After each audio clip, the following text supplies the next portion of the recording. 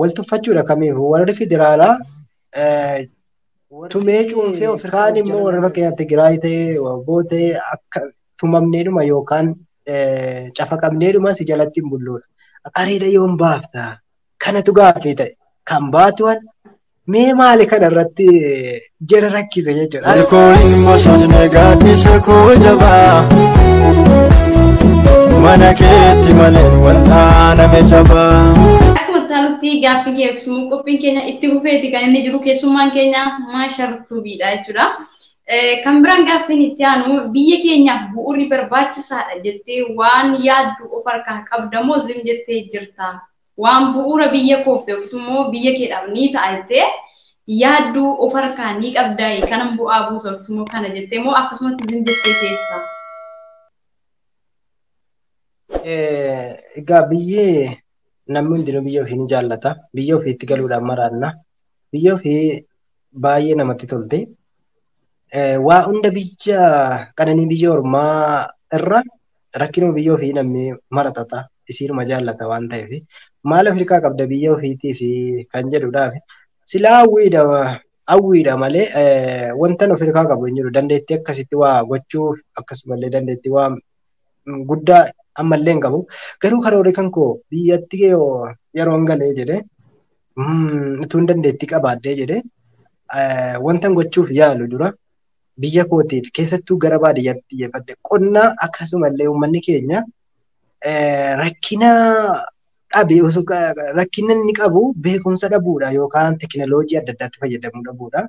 Lafti bishaan ni qaba, lafa ni qaba. Guddina oomishaa irratti immoo hanqina ni qaba. Qilleensi isaa bareedaadha. Wama hundaan iyyuu rabbi badhaasee ka'e biyyoota kaan yoo ilaalte biyyoota barabaa keessa jijjiirru biyyoota keessa baanee yoo dhufne ilaalle jenne biyya dhagaadhaan guutamte qofteedha jechuudha. Biyyi keenya biyyee bareedaadhaan uwwifamtee jirti. Mukeewwan garaagaraatiin uwwifamtee jirti. Ani osoon barumsa guddaa qabaadhee jedhee teekinooloojiidhaan uummanni baadiyyaa kun akka inni guddatu akka oomisha adda addaa irratti akka nyaata ammaa hanqina qaala'insa kanaan rakkataa jiru kana ofirra darbee biyyoota biraatiif erguu akka danda'u. Fakkeenyaaf buna qofitee caatii jimaa wantoota adda addaatiif kan biyya alaa deemu miti. Nyaata gosoota qamadii xaafii wantoota barbaachisu biyya keenyatti fakkeenyaaf damma aannan wantoota baay'eedhaan beekamtuudha waan taateef kanallee akka inni itti galii guddaa argatee ittiin fooyya'insa godhee biyya waa hundaan badhaate akkasiin taatuuf hawwiin qaba. Kanarratti illee yoon galee jedhe yoon ofiis waan kana investii godhee hojjechiisuudhaaf dadhabee jedhellee gorsa kan kootiin bakka dhaqe irratti waan kanaatiin gorsuudhaaf kanuma Afrikaa qaban jedha.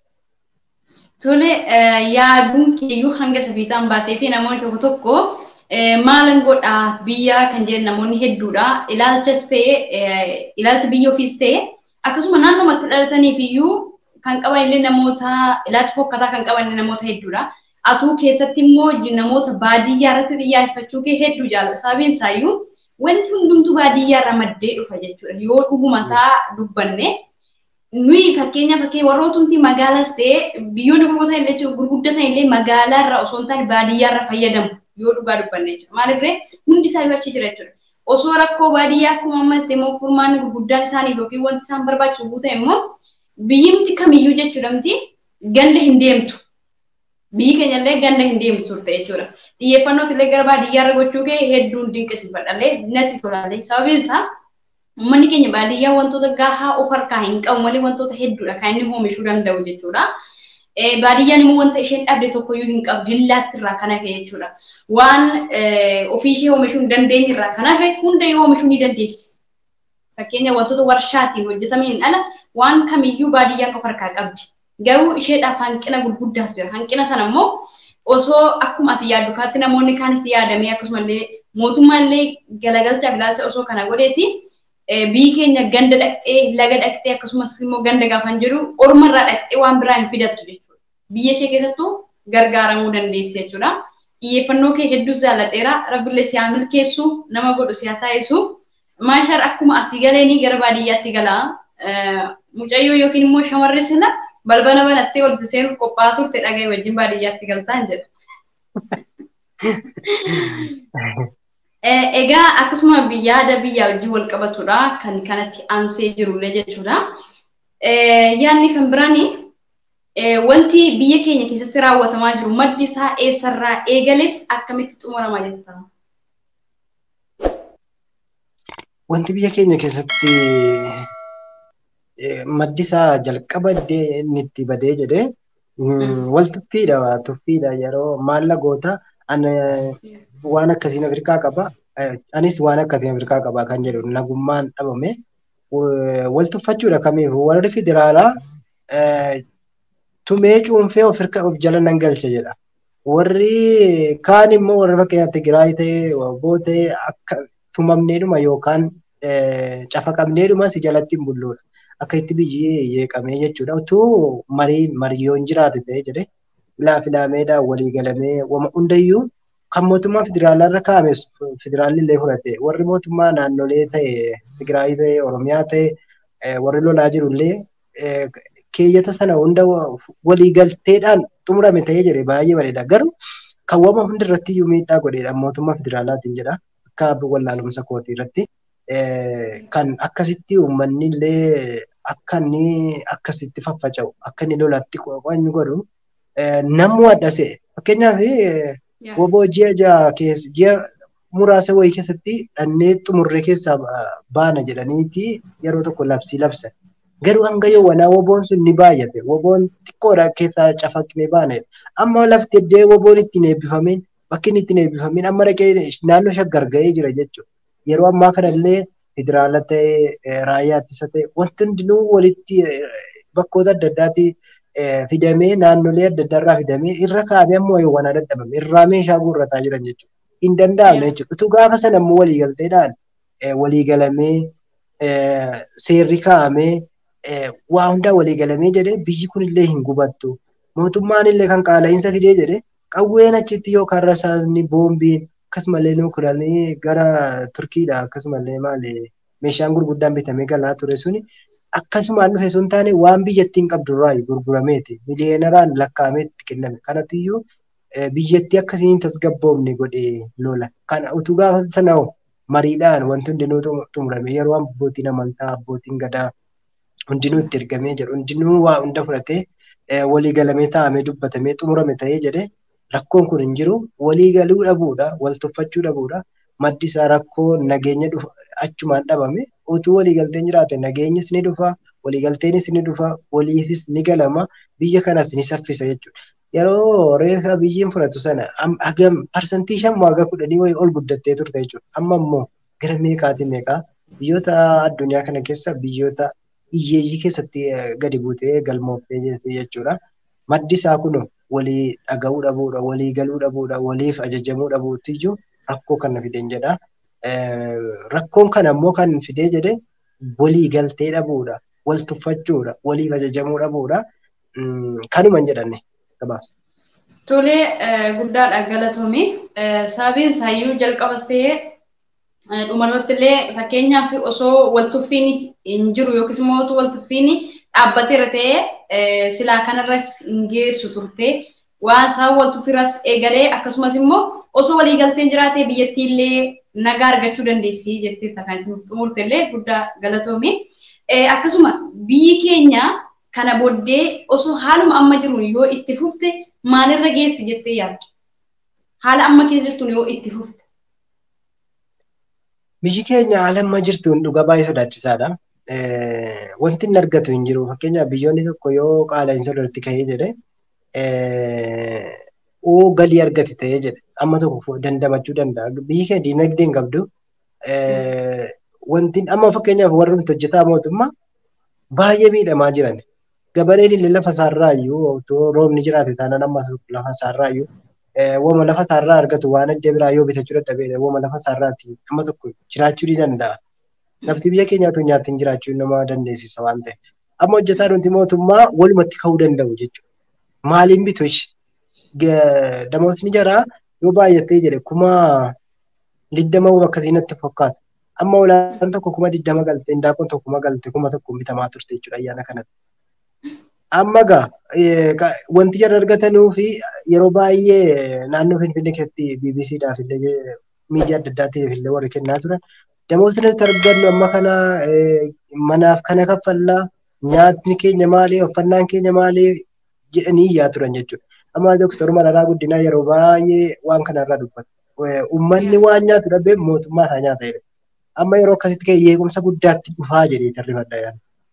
Yeequmsa guddaan ni dhufaa immoo biyyi kun akka Suudaanii mootummaa malee teessee akkasumallee yeequmsi wal waraanama. Abbaa fedhetu qabeenya sirraa fuudha. Amma yeroo ammaa kana hanni baay'atee jira.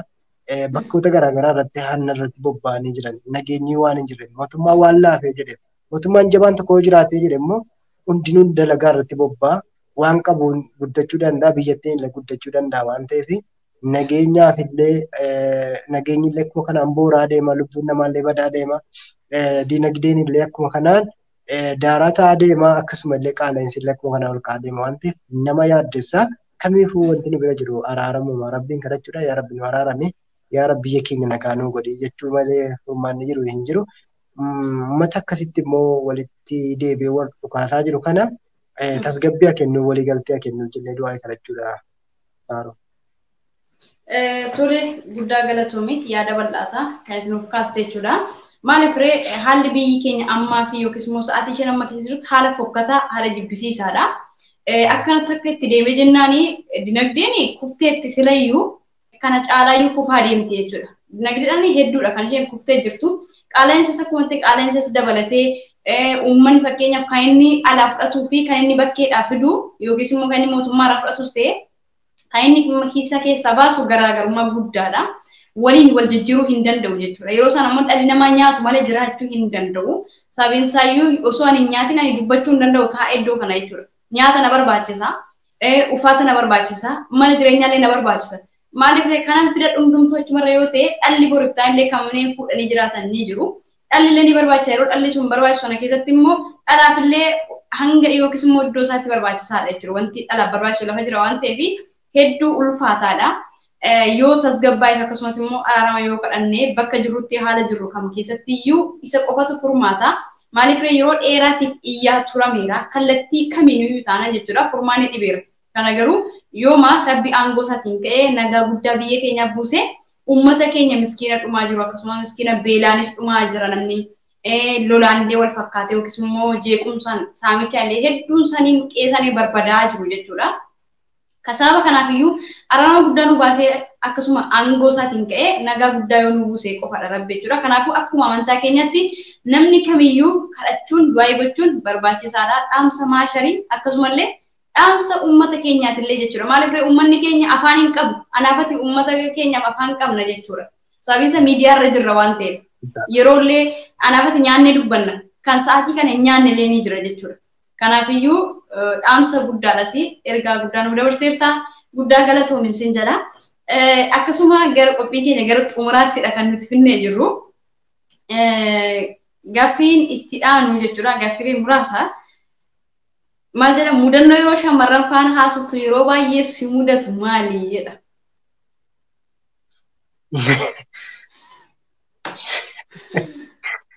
Mudannoon na mudatu yeroo baay'ee yeroo wajjiniin haasofnu ati yoo areeda baaftanaan jedhu amma areeda baateen jiru ani.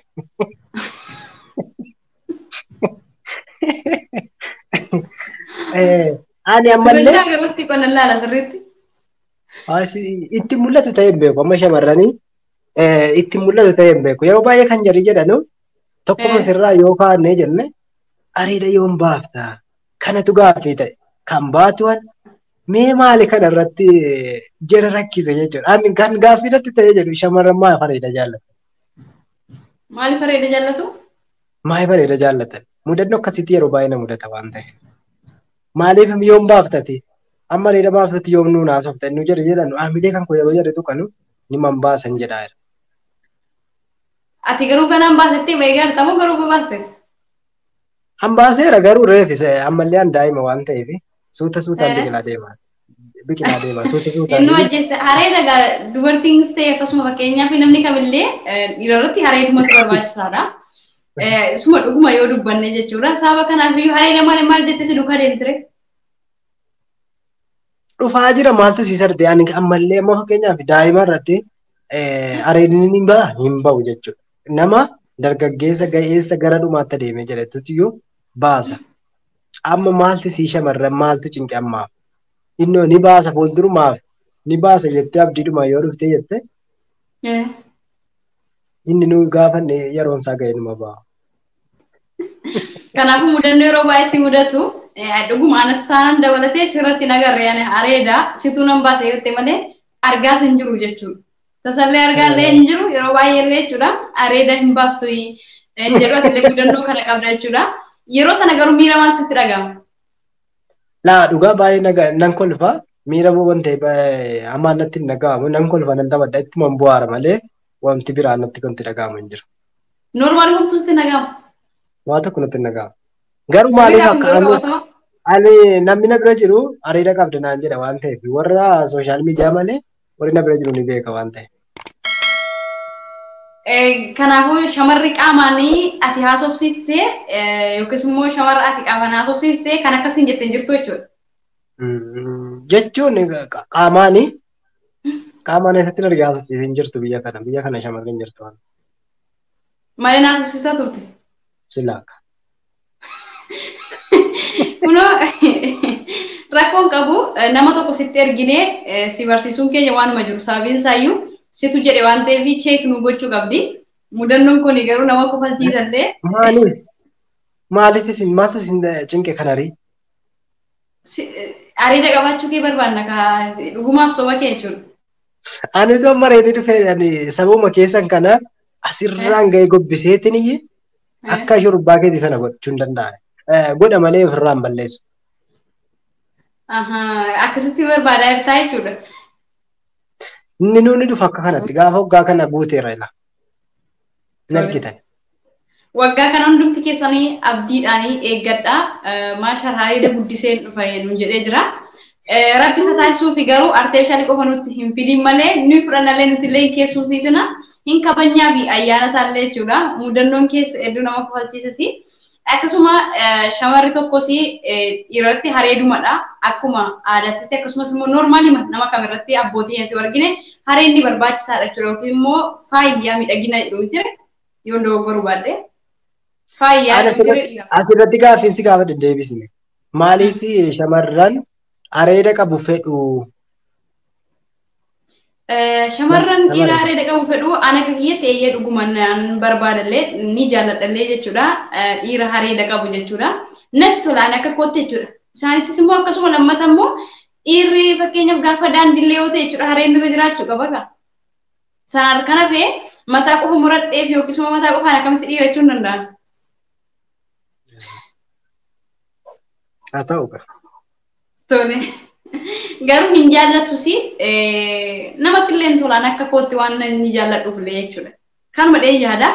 Gaaffiin keenya gara xumuraattiidha kan inni deemee jiru. Like, subscribe gochuu hin dagatina. Akkasuma keessummaan nu faana jiru immoo Maashar Tuubiidha. Description jalaa koomentii jalqabaallee ni argattu. Jajjabeessa innillee mana nama kamiyyuu hin hafu. Isinis immoo mana isaa hin hanqatina. Nama isin bohaarsu, isin kofalchiisu nama yeroo hedduu kolfuudhaanis beekamudha. Hundumti keessan ni beektu. Garuu waa tokko isinitti hima. Areeda hin qabdu hin jedhina inni waggaa dhufu baay'iseen fidee dhufaa jira waan ta'eef guyyaa sanatti abjuu waan taataniif eeggadhaa guyyuma sammaa yeroo sanatti ni jedha shamarroche. Innaa akkasuma gaaffii yookiis immoo kan inni jalqaba isiniin jedhe immoo shamarri ammayyuu firii lafa jirtu naafa dhuftu an ammayyuu qophiidhaa balbala banee olan seessisadha kanallee hin dagatina isiniin jenna. Guyyaa gaa'ela kee namni osoo sii dhufuudhaa baate ni gammadamoo ni gadditas guyyaa sana shamara sana yookiis immoo haadha sana fudhattee galtamonis. Wayyoo. Waan akkasii nan mudatini tawwalan. Guyyaa gaa'elaa namni dhufuu dhabe taanaan guyyaa sana yoo namni an dhugaa uumama kiyya keessaa nama baay'een jaalladha. Namnis yeroo adduma yoo naqee namaa walitti dhufee jedheyyuu amalli kan kun adduma dhaqee walumaan taana jechuudha.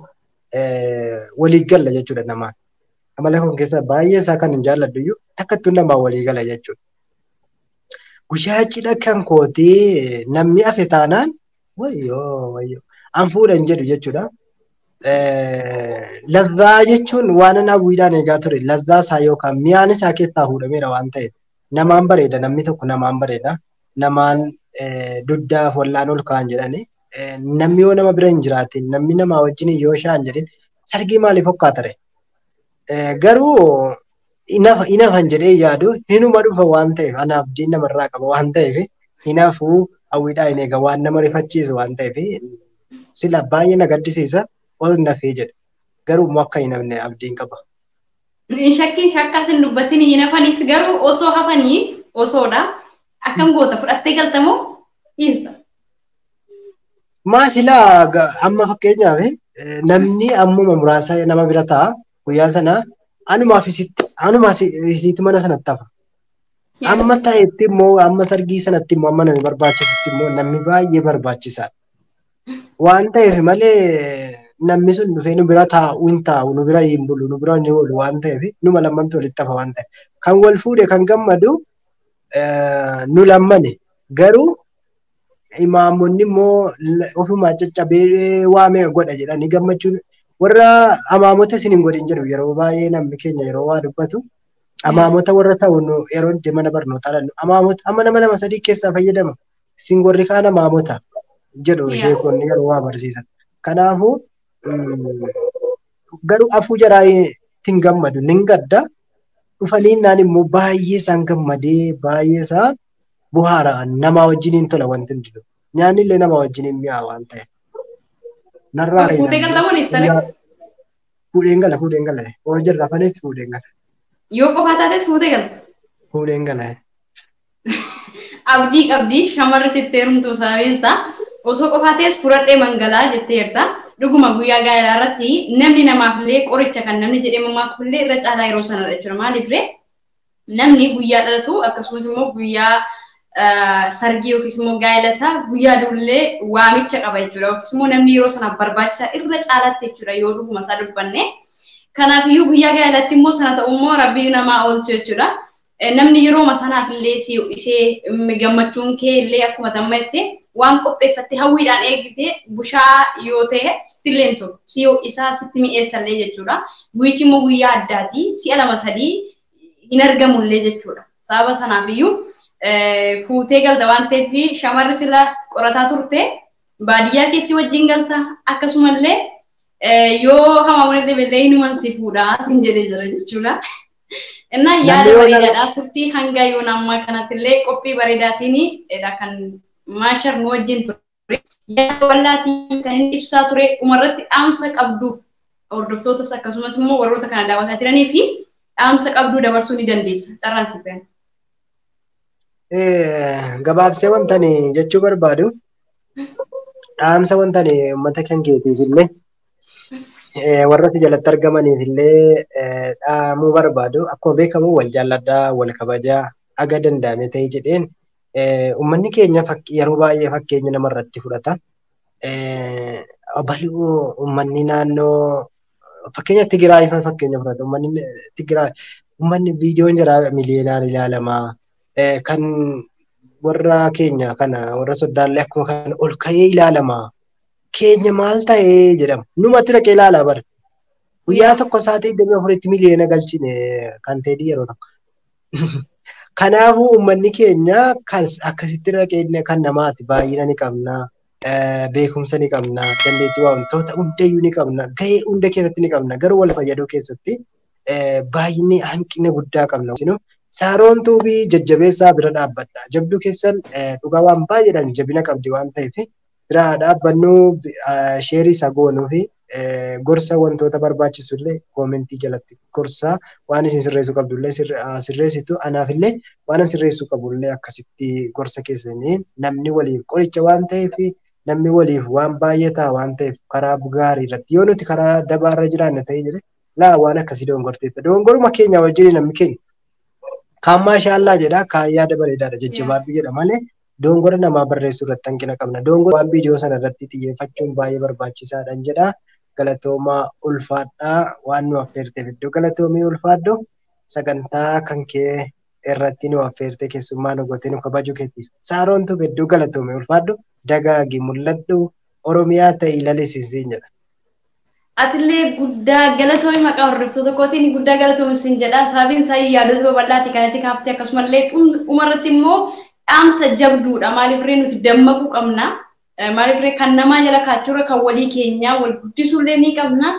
Kanaafiyyuu ergaa keessa qophii ati na wajjin dabarsite hedduu jaalladheera irraallee baradheera akkasuma hordoftoonni isaanillee akka irraa baratanii abdii guutuun qaba jechuudha.